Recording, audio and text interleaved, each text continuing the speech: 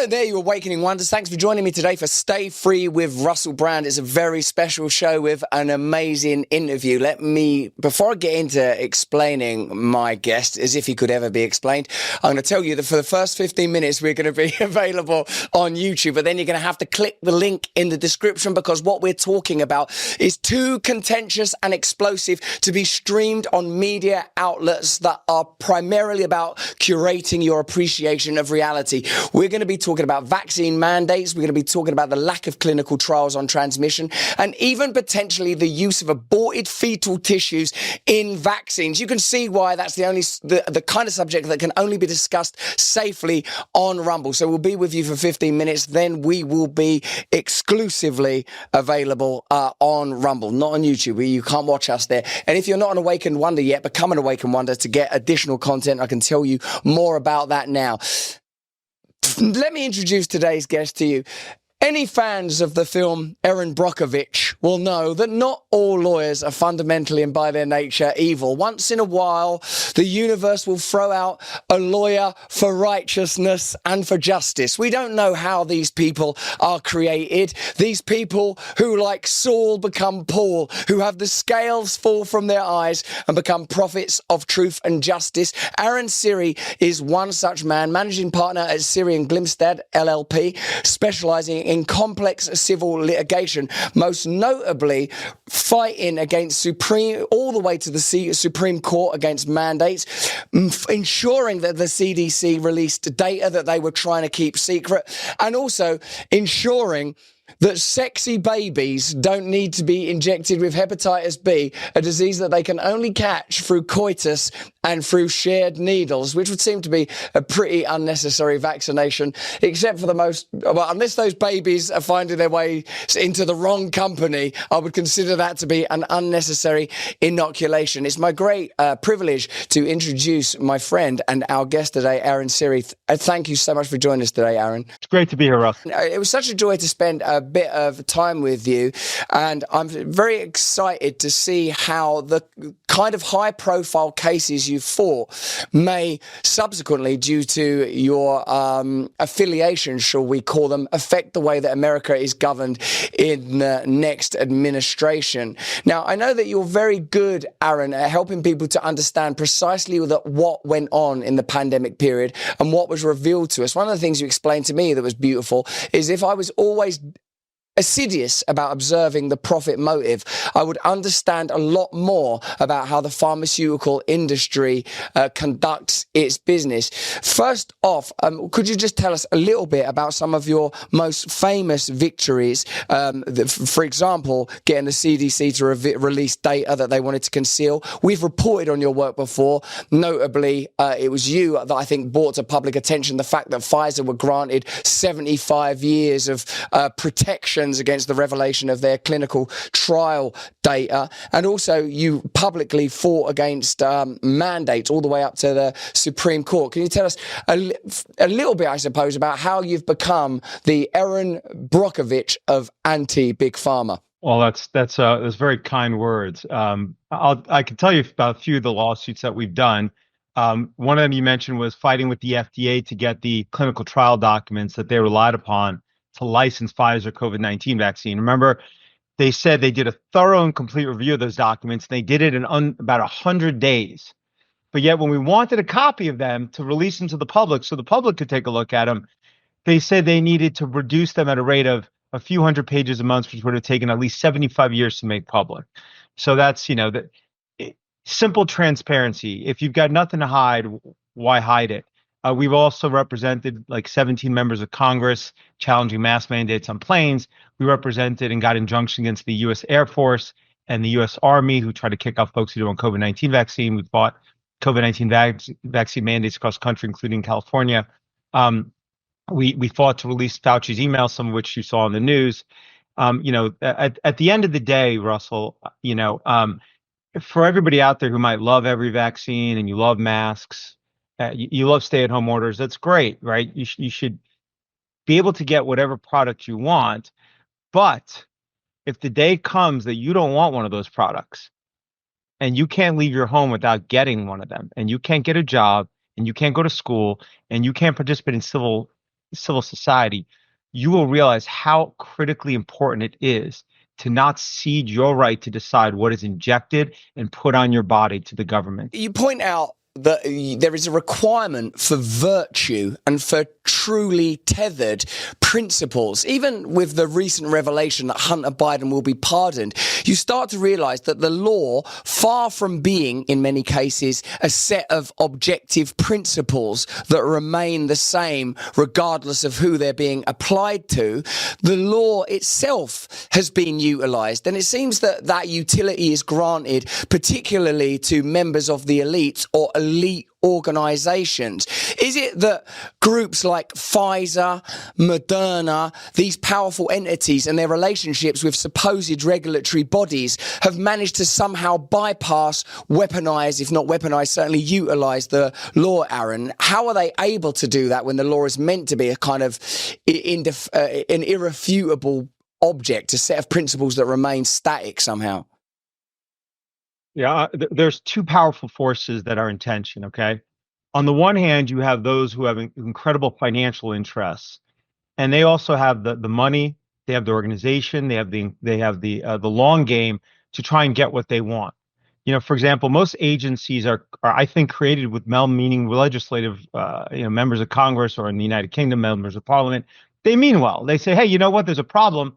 We're going to create a government entity to do that. And that government entity can also make regulations.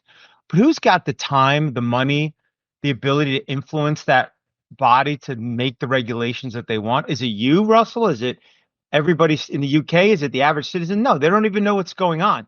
It's those who have the money who are going to be affected by those regs. And over time, they start slowly engaging what's known as agency capture, not a term I created, it's in the political science literature. So on the one hand, you have that. You have the creeping, revolving door with industry, influence of the special interest groups. Pharma, for example, has over 2,000 lobbyists, right? How many lobbyists do those who are injured by COVID-19 vaccines or vaccines have? In the United States, zero. So who's going to win out in a legislative contest over the laws? Who's going to influence the laws? So that's one side. The other side is that their cultural cognition, what the public actually thinks about an issue, can have an impact if it's widespread enough, if the public rises up enough. An example that, for example, I can give is gay marriage. So in the United States, gay marriage was never going to be found to be a constitutional right by the United States Supreme Court in the 1800s. Not in 1910, not in 1920, not in 1930. At some point, that changed. What changed? What changed was cultural cognition, what the masses viewed on that issue. And so, those who want to take away your rights are always pushing to take them away. And at some point, the people really do have to rise up to fight against that. I mean, I'll add one more point to that, if I may, and it's this. When you think about the American, the UK, the experiment of the developing world in many ways, what is it? What was it in opposition to? What was the United States born in opposition to? It was born out of this idea that individual rights, the right for you to say what you want, assemble with who you want, practice the religion you want, those come with dangers. Letting people say what they want, there are dangers with that. There are assembling, those come with dangers. They all come with dangers. But that the greater danger is ceding those rights to some central authority, whether it's a king, a dictator, some committee, that is always the greater danger, because once you cede those rights, you rarely get them back. And that central authority always ends up abusing that power. History has shown that to us. And so, all of the work that you asked about earlier, it all really comes down to that central principle. Often those rights are ceded in states of varying crises. Subsequent to 9/11, people were willing to accept a degree of intrusion into their privacy. And of course, during the pandemic period, when most of us believed we were in the midst of a significant health crisis, people, to an astonishing degree, were willing to cede their rights when it came to staying in their home, near mandates or actual mandates in some professions of medications that previously I reckon would have been, people might have been a little more circumspect about. Everywhere I went, I won't talk about the social situation in which we met in case it's not appropriate, but in that social environment, person after person was telling me, you got to talk to Aaron. This guy's amazing. This guy's amazing. He understands how this situation works. He understands what went on in the pandemic. He understands the power of Big Pharma. He knows how they're rigging the game. He understands it, and he's bought receipts.